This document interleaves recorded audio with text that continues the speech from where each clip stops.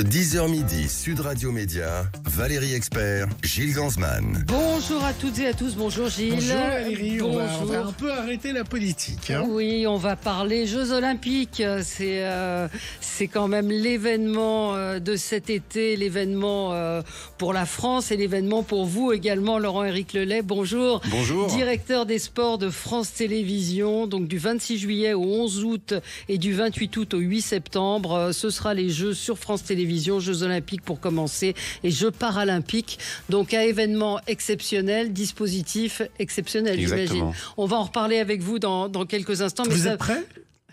Oui, on sera prêt. Pas encore. On est en train de tout préparer. Il y a encore un peu de travail à faire. Ouais. On est en train de finir la construction de notre studio qui sera sur le toit du Musée de l'Homme. Et les travaux devraient se terminer demain. Et puis on enchaîne dans 10 jours la construction de notre studio. La Grande Halle.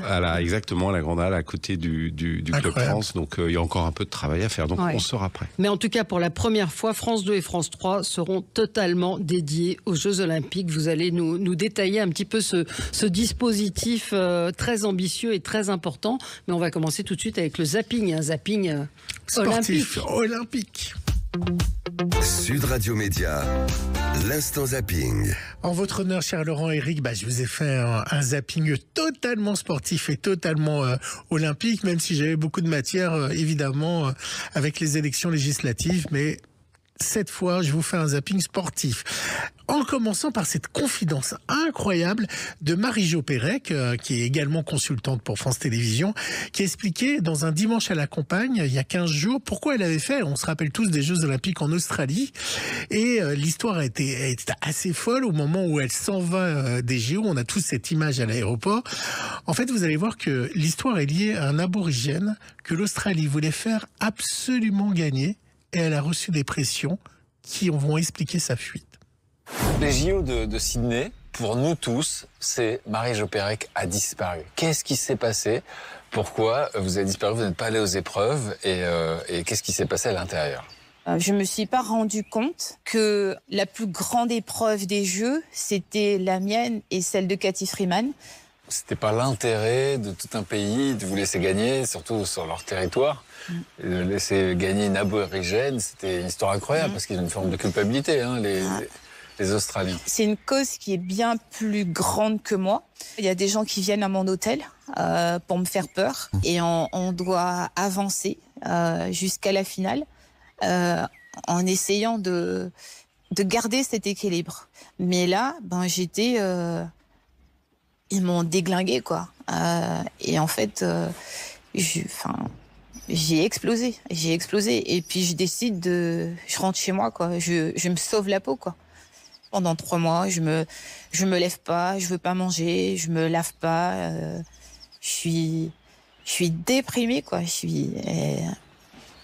Et c'est la descente aux enfers. Incroyable ce témoignage. Vous le saviez ? Oui. Vous connaissiez cette histoire ? Non, je connaissais pas cette histoire. Je l'ai découverte comme vous et c'est très poignant parce que c'est bien évidemment inacceptable.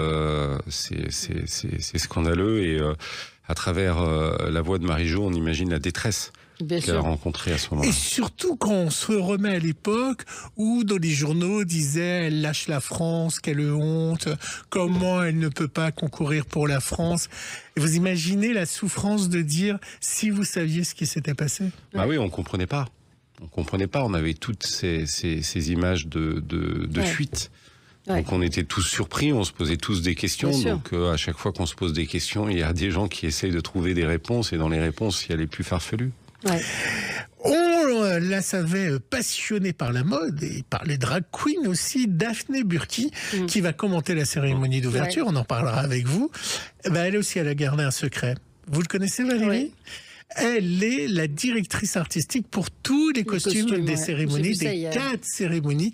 C'est totalement incroyable. Reportage de France 2. Daphné Burki, animatrice de télévision et styliste, est la directrice des costumes. 1800 tenues pour la cérémonie d'ouverture, cachées sous des bâches, sauf une.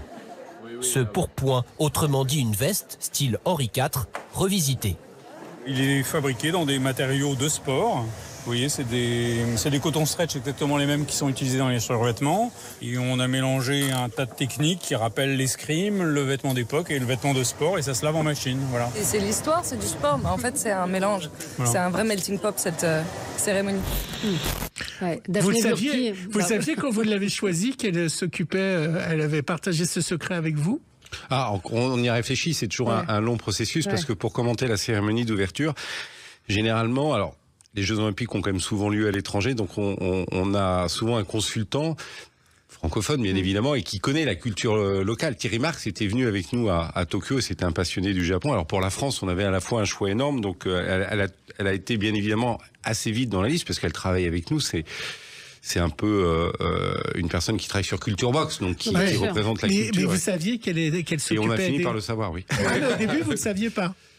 Au début, quand on réfléchissait, non, et puis avant de prendre la décision, on le savait. Incroyable. Mais c'est une passionnée de mode, hein. Je me souviens de ses débuts sur Canal+, elle collectionne les vêtements, enfin c'est un choix tout à fait légitime. Vous en aviez vu certains de ces costumes? Aucun. Vous en avez vu? Aucun, vous allez non, la cérémonie d'ouverture. À quoi ça sert d'être patron du sport? Mais il faut savoir respecter c'est un petit peu ses secrets. Il y a une grande tradition du secret dans les cérémonies d'ouverture, comme le dernier porteur de la flamme. Ouais. Et moi, j'aime bien que les secrets restent des secrets. Et vous le savez ou pas? Vous savez qui sera? Bien sûr que non. Et j'ai pas envie de le savoir. Moi, je préfère découvrir ça en direct, découvrir cette émotion en direct comme tout le monde. Il y en a un qui en rêve d'être le dernier porteur. Il y en a plusieurs, je crois. Oui, il y en a pas mal, ouais. Et si je vous dis que sa sœur va être consultante pour France Télévisions, vous pensez à qui? Vous parlez de Florent? Évidemment. Ouais. Sa sœur Laure Manoudou donc sera consultante pour vous. Et une nouvelle fois, elle aura peut-être la possibilité de commenter la course de son frère Florent Manoudou, qui s'est qualifié entre autres à 34 ans pour l'épreuve du 50 mètres libre, et tout le monde est admiratif.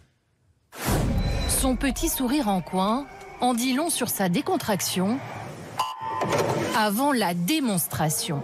21 secondes 54 pour traverser la piscine, remporter le 50 mètres nage libre et se qualifier pour ses 4e Jeux Olympiques. On voit toujours comme le petit frère d'eux. Ça fait un petit moment que je suis là maintenant, et voilà, 4e jeu, 33 ans et à la maison en plus, donc j'ai hâte. Ses adversaires, comme les spectateurs, saluent la longévité d'un champion. Rester à ce niveau-là à 33 ans, c'est costaud. Il est clairement impressionnant, physiquement par son gabarit déjà, et puis par la performance qu'il est capable de faire comme ça en fin de carrière, en revenant, je trouve que c'est dingue. Je l'ai vieilli d'un an, j'ai dit 34, mais il a 33 ans.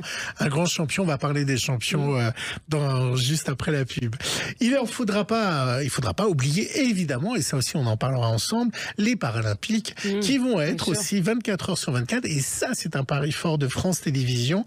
Et il y avait le tennisman, vous savez, Michael Jérémiaz, qui est un tennisman incroyable et qui est en fauteuil roulant, est invité de la clique. Alors vous savez que le symbole des Jeux Olympiques, quand vous regardez le logo et autres, c'est évidemment la Tour Eiffel. Donc du coup, il a parlé de la Tour Eiffel, mais plutôt de la sienne. J'avais eu la chance de vous rencontrer il y a une dizaine d'années, et vous m'aviez sorti une expression qui m'avait fumé de rire, que vous utilisez encore. Vous m'aviez parlé de votre Tour Eiffel. C'était il y a 10 ans, maintenant à 42 ans, la Tour Eiffel, c'est un peu la Tour de Pise, mais il faut que vous imaginiez que quand j'ai mon accident à l'âge de 18 ans, quand je me réveille, je suis paralysé du nombril jusqu'aux orteils. Et pendant 3 semaines, je commence à avoir des picotements dans les cuisses, je commence à récupérer un petit peu de fonction motrice et sensitive. Et un matin, je me réveille, comme tous les matins, allongé sur le dos, avec mes pieds qui sont comme ça, et là, je vois pas mes pieds.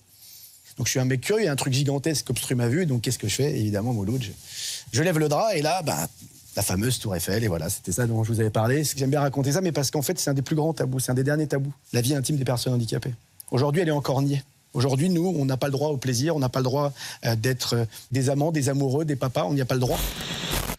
Témoignage fort, et on parlera évidemment des Paralympiques.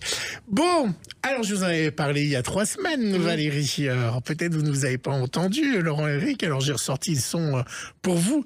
Qui va chanter pour... l'ouverture des Jeux Olympiques. Non, pas qui va chanter pour l'ouverture des Jeux Olympiques, mais qui a fait une chanson dédiée aux Jeux Olympiques. Vous l'avez pas entendu, je suis sûr. C'est Ariel Dombal. Ariel Dombal pour l'arrivée de la flamme à Paris. Exactement, le 14 juillet. Ça s'appelle Olympique. Vous l'avez déjà entendu ou pas? Oui. Alors écoutez, c'est quelque chose quand même.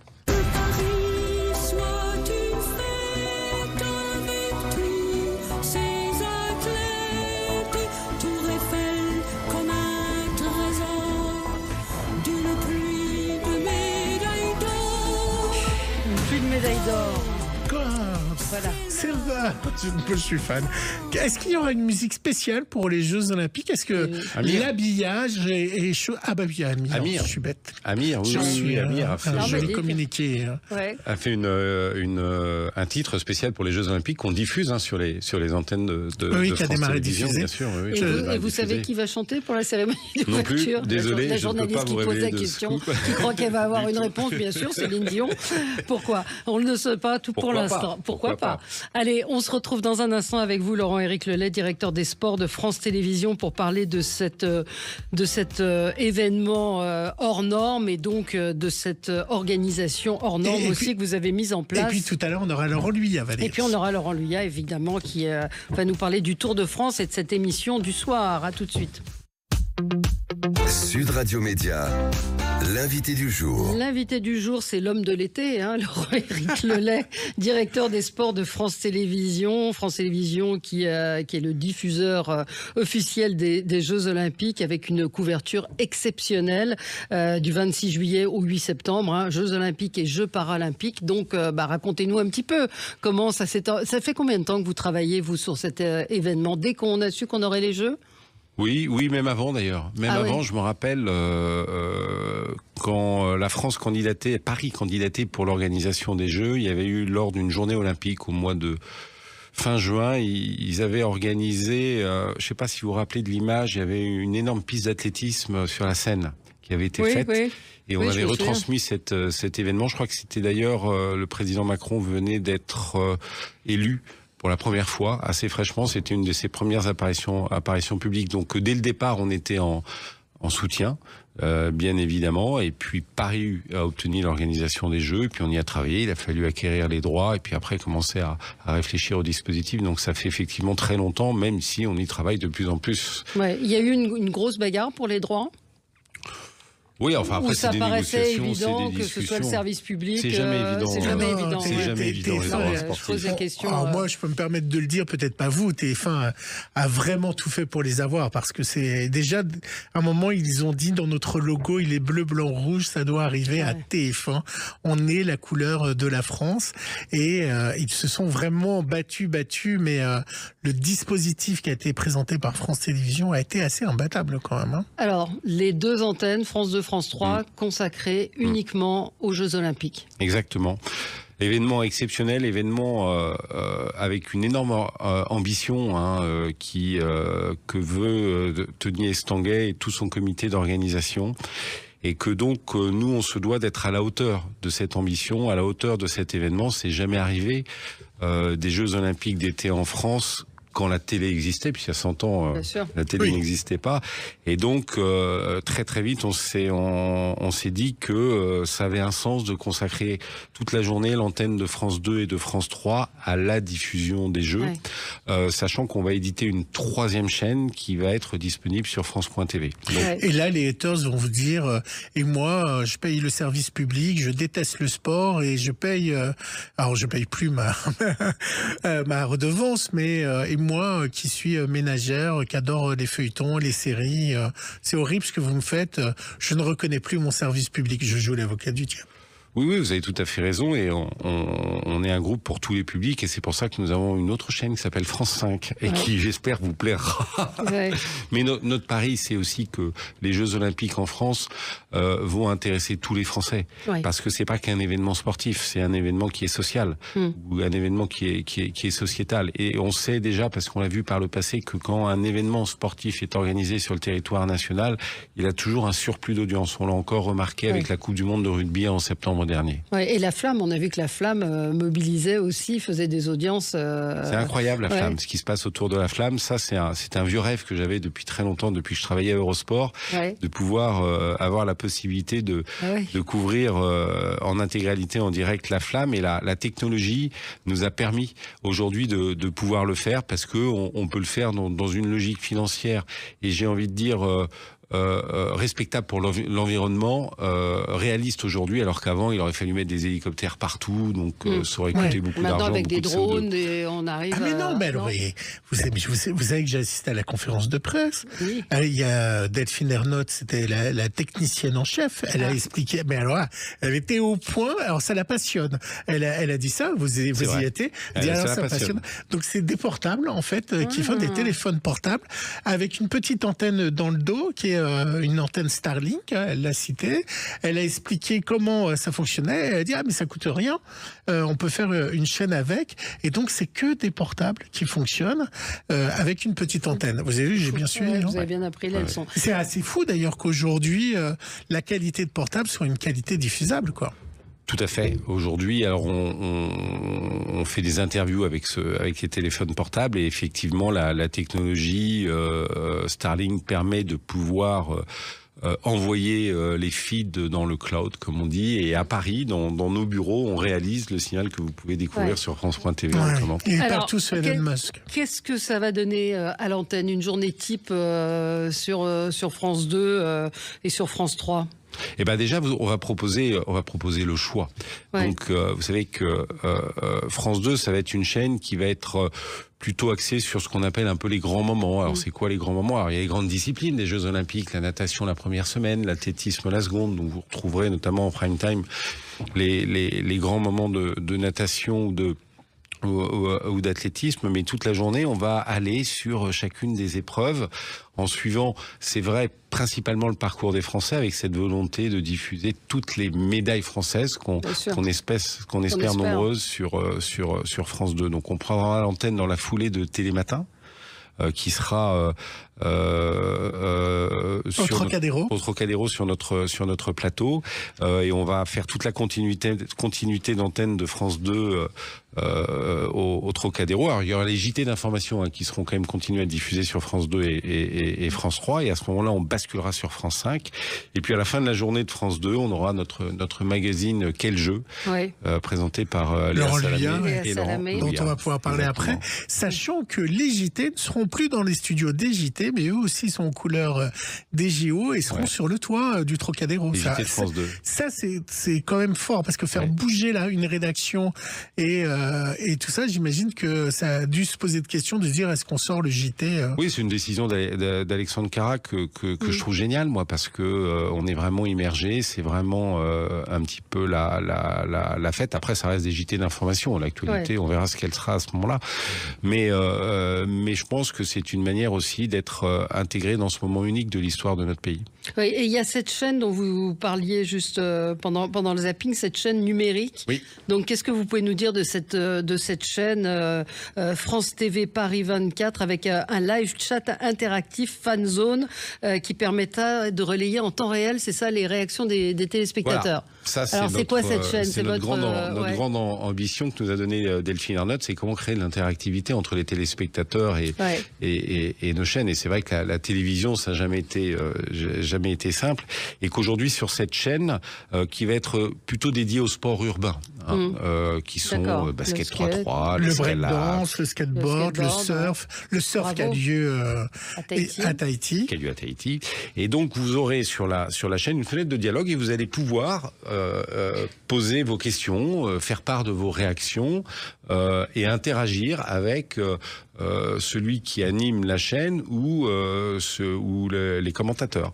Et donc, on va créer cette interaction entre le téléspectateur et les commentateurs qui vont être une nouvelle manière de pouvoir regarder le sport. On sait aujourd'hui, à travers des plateformes sociales comme Twitch, que c'est quelque chose qui fonctionne beaucoup. Fonctionne très bien, ouais. On l'a fait, déjà on l'a testé sur 2 matchs pendant Roland-Garros, sans trop le dire, ça avait bien marché. On va le retester une fois pour le Tour de France. Et pour nous, c'est une nouvelle manière de créer ce lien. Alors, vous allez avoir beaucoup de consultants sportifs. Alors ça, je vous poserai une question après, mais je suis obligé de vous en parler parce qu'il est venu à ce micro presque quémander une place gratuitement de Patrick Montel. Est-ce que il est venu aussi quémander chez vous est-ce que vous regrettez pas de pas avoir offert une petite place à Patrick Montel? Non, mais après, l'histoire entre Patrick Montel et France Télévisions s'est terminée il y a quelques années. C'est un personnage extraordinaire, Patrick. Moi qui ai plus de 50 ans, j'ai vécu tout l'athlétisme. Vous avez avec compris la voix de sa Patrick souffrance Montel. de ne pas être sur Paris, Bien sûr, la mais ville et alors la autres. bonne nouvelle, c'est qu'il y est, puisque vous savez sur que RTL, vos sur notre confrères frère de d'RTL. RTL Oui, doivent mais au micro, il avait donc envie je d'être suis à heureux France pour lui. Télé avec Saredak. Oui, mais après les histoires sont différentes.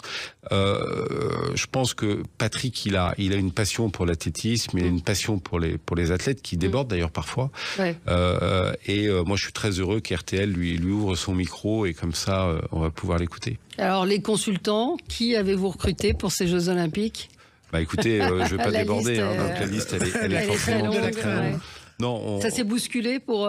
tout le monde a accepté, j'imagine ? Oui, je pense que nous notre choix, c'est d'essayer de trouver vraiment des personnalités qui ont cette capacité de pouvoir parler de leur sport au plus grand nombre. Et beaucoup de sports, des Jeux Olympiques, les Français ne les regardent qu'à l'occasion des Jeux Olympiques. Ouais. Et donc, c'est des sports où il faut souvent réexpliquer les règles, réexpliquer les enjeux, faire preuve des émotions. C'est souvent des sports pas très simples. Vous parliez à l'instant du breakdance. Le breakdance, ça a expliqué, c'est un sport nouveau que peu de gens connaissent. C'est un sport très artistique, donc ça sera très important de pouvoir dire pourquoi tel b-boy ou b-girl a une meilleure note que l'autre. Ah, ça s'appelle un b-boy, hein, ceux qui ceux qui sont les athlètes. Je ne savais pas. Et sinon,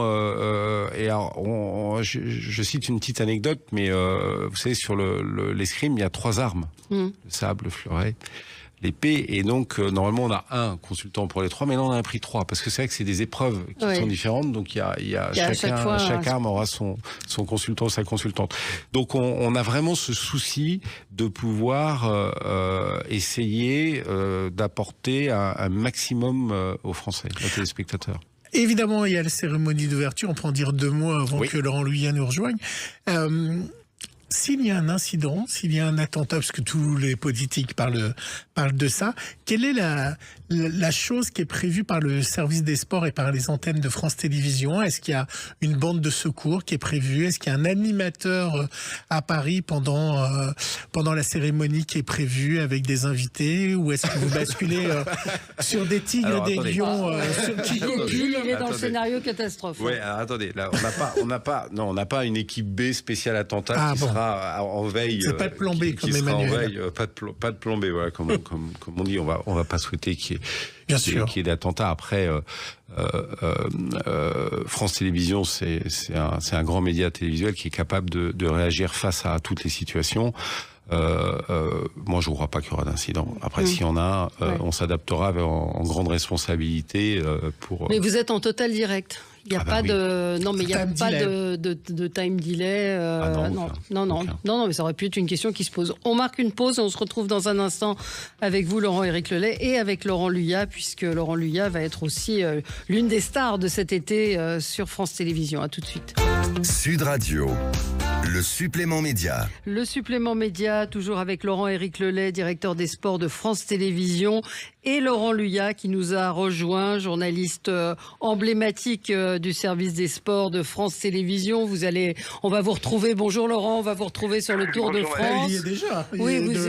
Tour de France. Depuis samedi, il est à l'antenne de France Télévisions. À l'antenne de France Télévisions pour le Tour de France. Et puis on va vous retrouver évidemment pendant les Jeux Olympiques. On a évoqué avec Laurent-Éric Lelay le dispositif exceptionnel qui était mis en place à cette occasion. Et vous allez être de service le soir aux côtés de Léa Salamé. Racontez-nous cette émission.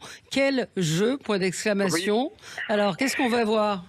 Alors déjà, je serai à l'antenne à partir de 18h30 environ sur France 2 pour la partie directe, jusqu'à 23h au Trocadéro. Et ensuite, effectivement, quel jeu qui sera en fait le feu d'artifice final de la journée, après avoir vu 15-16 heures d'épreuve. En fait, on va revenir sur tout ce qui s'est passé justement dans la journée et recevoir avant tout les médaillés, ceux qui auront vraiment brillé tout au long de la journée, mais aussi des artistes, des politiques. En fait, ça va être une fête. En fait, dans cette émission, on va tout se permettre. Vous voyez, il y aura même des happenings, on aura des consultants, des journalistes, enfin tout le monde va venir faire la fête et célébrer surtout les médaillés du jour en direct pendant 2 heures. Ce sera un véritable talk-show olympique. Ouais. Vous allez chanter, danser? Ah, on peut chanter, danser. Non, mais on va même, pourquoi pas, essayer de faire du sport avec avec les champions. Avec Léa, on va rien s'interdire. Du skateboard. Avec Léa, elle est tellement sympa, naturelle, cool. Mais elle s'y connaît en sport, Léa Salamé? Alors elle le dit elle-même. C'est pas une spécialiste du sport et elle a raison parce que voilà. Mais elle est curieuse et puis vous voyez comment ça se passe dans quelle époque. C'est-à-dire que voilà, elle interviewe plein de gens dans une ambiance super. Moi je l'ai faite l'émission. Ouais. Franchement on est super bien accueillis, s'intéresse à vous. Enfin, c'est vraiment une émission formidable, hyper bien produite et je pense qu'on va se régaler. Ouais, et donc vous allez avoir des invités, vous allez continuer à parler de sport, mais pas que. Il y aura des invités qui s'intéressent évidemment à ces jeux, des artistes, c'est ça? Ah ben, on parlera que des Jeux Olympiques, ça c'est sûr. On parlera pas d'autre chose, mais avec effectivement, on va élargir le panel des invités. C'est-à-dire qu'effectivement, il pourrait y avoir des politiques qui s'intéressent au sport, des chanteurs, des acteurs, des gens de médias. Enfin voilà. Des politiques. La porte est ouverte. Donc pas le nouveau Premier ministre. Pourquoi pas? La question piège, Laurent. Je ne peux pas vous dire le nom encore. Voilà. Le Tour de France, vous kiffez, comme on dit, toujours autant? Ah bah c'est sûr, le Tour de France, déjà on a une équipe qui est exceptionnelle. Je le dis toujours, parce que vous savez, quand on a une équipe, l'important c'est d'avoir des personnalités et qui sont différentes les unes des autres. C'est-à-dire qu'entre Marion Rousse et Franck Ferrand, vous voyez, il y a une différence énorme entre Laurent Jalabert et Johan Ofredo. Donc chacun a sa particularité et on s'entend mais à merveille. Et il y a du débat, voilà. Et puis le Tour de France, c'est la rencontre avec le public. C'est ça qui est extraordinaire. Tous les jours, on est sur la ligne d'arrivée, donc c'est l'occasion, par cet événement-là, d'aller à l'encontre de notre public de France Télé. Vous savez, au sport, on a un public très populaire. On a des millions de gens qui nous regardent et de pouvoir les voir, discuter avec eux, c'est aussi un grand bonheur grâce au Tour de France. Ouais, alors peut-être Laurent Éric sur le Tour de France, ça reste un événement là aussi extrêmement rassembleur avec des paysages incroyables. Oui. Même pour beaucoup de gens regardent pour le paysage. Moi, j'adore à chaque fois qu'on parle du Tour de France le dire parce qu'on a des images assez incroyables de cette belle France justement et que le Tour de France nous permet de découvrir. C'est le mariage du sport et des beaux paysages, donc ça nous permet également de découvrir, redécouvrir des régions de France et de voir que notre pays est très beau. Et cette année, on va aussi voir beaucoup d'Italie, en tout cas sur les trois premières étapes, avec un départ de Florence qui est une ville magnifique et qui va nous permettre aussi de voir d'autres paysages. Et Laurent Luyet, il a le droit au vin italien, au Chianti. Il ne boit pas, Laurent, je crois. Non. Avec Laurent Éric, on ne peut pas boire beaucoup, en fait, sur les événements. Il nous l'interdit pas, mais il nous fait les gros yeux, en fait, si on a un verre. C'est ça. Ah, bah voilà. Moi, je voulais vous demander sur le Tour de France, il y a eu une petite polémique avec les motos de presse dans la saison dernière, avec des chutes de l'équipe de France. Vous avez pris la mesure à France Télévisions, vous avez enlevé des motos, non, on n'a pas vous expliquez un de nos consultants? Oui, on n'a pas enlevé, on n'a pas enlevé des motos. Il y a eu un peu cette petite polémique, effectivement, qui est liée à un trafic qui doit s'organiser entre différentes motos. Là, il y avait deux motos, parce qu'il y avait la moto pour filmer le signal et la moto pour les photographes. Et les deux, d'ailleurs, doivent pouvoir travailler. Donc, c'est une régulation du trafic qui sera, je crois, bien entendu faite.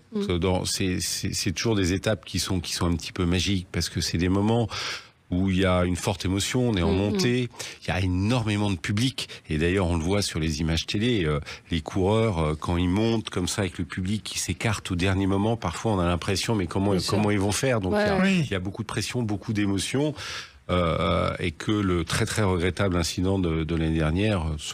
fera tout pour qu'il se reproduise pas. Est-ce qu'un jour, vous ferez simplement pour une étape la caravane du Tour de France? Parce que moi, le Tour de France, je me vois avec ma grand-mère. La diffuser oui, parce que je me vois avec ma grand-mère attendre les bonbons Haribo et cochonou. Non, mais c'est vrai que c'est une vraie vie, la caravane. Et ça fait partie des gens qui veulent attraper. Elle passe 2 heures avant, donc je pense que le public... c'est ça qui serait compliqué. D'abord, elle passe 2 heures avant. En plus, une caravane publicitaire, donc pour montrer la publicité, je suis pas sûr que la législation nous le permette, mais c'est vrai que c'est une vraie fête. Oui. C'est une vraie fête, et quand on va sur le Tour de France, c'est important d'arriver avant la caravane, sinon c'est dommage. Vous mettrez de côté des dragibus, Laurent. Mais alors, si je peux rajouter une petite chose, qu'on aura une nouveauté quand même cette année sur le vélo club. On va avoir un tout nouveau plateau, un nouveau décor en fait. On va être vraiment sur la ligne d'arrivée, et le public justement va pouvoir assister à l'émission. On l'a fait déjà un peu l'année dernière, on l'a testé, et ça c'est génial en fait, parce que en fait les coureurs arrivent, donc là il y a du barriérage forcément pour laisser passer tous les coureurs jusqu'au dernier, et ensuite le public pourra s'amasser tout autour de notre plateau, voilà. Donc ça c'est top. Un mot pour revenir sur les Jeux Olympiques, on n'a pas parlé des Jeux Paralympiques qui sont aussi importants. Oui, Laurent Luyat, vous allez aussi être là pour ces Jeux Paralympiques. Et encore une fois, France Télévisions donne énormément de visibilité à ces Jeux Paralympiques. Moi, je suis très attaché, parce que c'est vrai que j'ai la chance depuis 2014 de découvrir les Jeux Paralympiques sur France Télévisions avec du direct. Je pense que ça va être extraordinaire, mais vraiment, je vous le dis, je m'engage très sincèrement. Cette année, les gens vont découvrir une équipe de France et des athlètes qui sont absolument fabuleux. La couverture sera totale de 8h du matin jusqu'à minuit. On aura même le magazine avec quel jeu avec Léa Salamé pour les Paralympiques. Ça sera en intégralité pour la première fois. Pour la première fois, et je pense même dans le monde, je pense que jamais il n'y a eu une telle couverture pour les Jeux Paralympiques sur France 2, sur France 3, sur les 2 principales chaînes du groupe France Télévisions. Et je pense qu'il y aura vraiment un avant et un après Jeux Paralympiques 2024. D'où est venu, c'est vous, c'est vraiment France Télévisions, Laurent-Éric Lelay qui avait insisté, c'est ce qui a permis que vous emportiez justement les droits des Jeux? Je pense que ça a joué, oui. Il faudra demander au comité olympique, parce que ces droits-là ont été acquis auprès de Paris 2024 et que, au-delà d'une somme d'argent, on s'est dit que pour emporter les droits, il fallait qu'on ait un dispositif éditorial très innovant. Et Laurent l'a très bien résumé. Et effectivement, c'est notre ambition en avant et en après. Et ça va être la même couverture, c'est-à-dire France 2, France 3. Alors c'est en alternance là. Alors c'est 24 sur 24. C'est 24 sur 24 en alternance France 2 et France 3 avec notre célèbre bascule. Et toutes les compétitions disponibles sur la plateforme France.tv. Donc si vous êtes une fan de tennis fauteuil, on parlait de quel Jérémy tout à l'heure, vous pouvez voir tous les matchs sur France.tv, sur une chaîne dédiée. Ça veut dire qu'aujourd'hui, le téléspectateur est prêt à regarder les handicapés. Souvent, les gens se disaient, j'ai du mal à regarder, ça m'aime mal à l'aise. Ah non, mais c'est sûr. Donc, alors, Laurent, c'est un peu cash comme question, mais c'est la réalité des choses. Non, mais vous avez raison de poser cette question. Vous avez raison de poser cette question. D'abord, le handicap, il faut le montrer. Pour que, en fait, justement, le public ne se dise pas « Ah non, moi je veux pas voir parce qu'il lui manque un bras, une jambe, etc. » Moi, je sais que quand j'ai commencé les Jeux Paralympiques, je faisais des cauchemars, je vous le dis franchement, la nuit, la première fois, parce que, effectivement, toute la journée, je voyais etc. Et puis ensuite, en 2016 à Rio, déjà... Je dis pas que ça me faisait plus rien, mais plus grand chose. Et 2018, donc, si vous voulez, je les vois comme tous les autres. Il n'y a aucun problème là-dessus.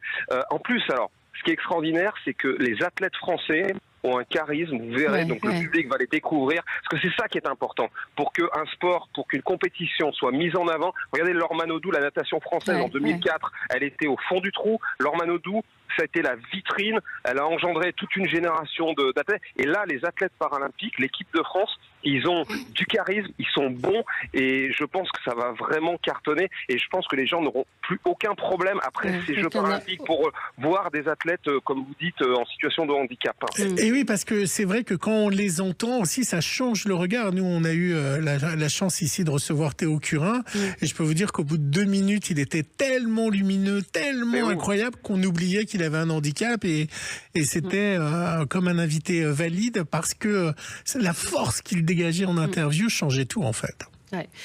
Juste sur les Jeux Olympiques, on n'a pas évoqué la différence entre France 2 et France 3 ? France 3 va être une chaîne sur laquelle on va pouvoir diffuser principalement les sports collectifs. Donc si vous avez envie de voir... Par équipe, oui. Le basket. Les matchs de basket. Alors, il y a la Dream Team américaine, mais il y a aussi l'équipe de France masculine et féminine. On espère qu'elles iront le plus loin possible. Et puis, c'est une chaîne aussi qui va nous permettre de diffuser plus longuement. Par exemple, il va y avoir un tournoi de tennis extraordinaire.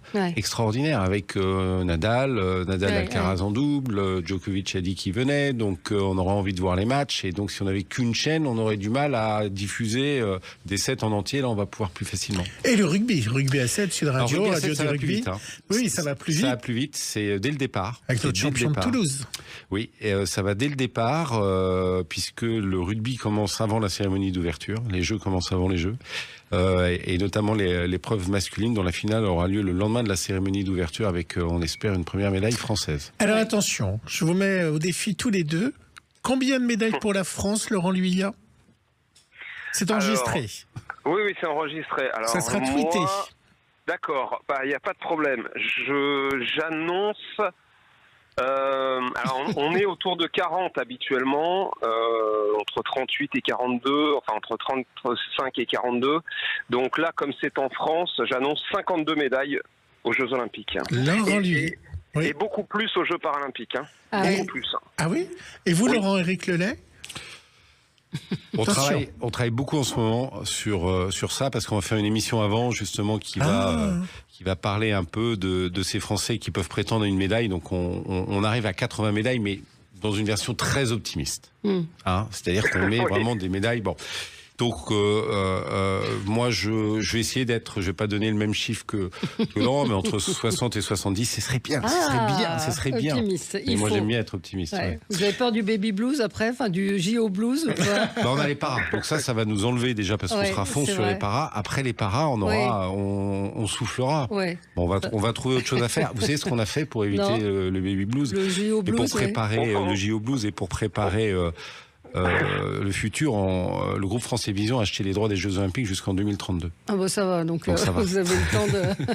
Laurent, ça vous angoisse pas ? Non, on fera plus décompression plutôt que dépression. Voilà, très bien. Et puis bravo pour Roland Garros, parce que vous avez explosé les scores.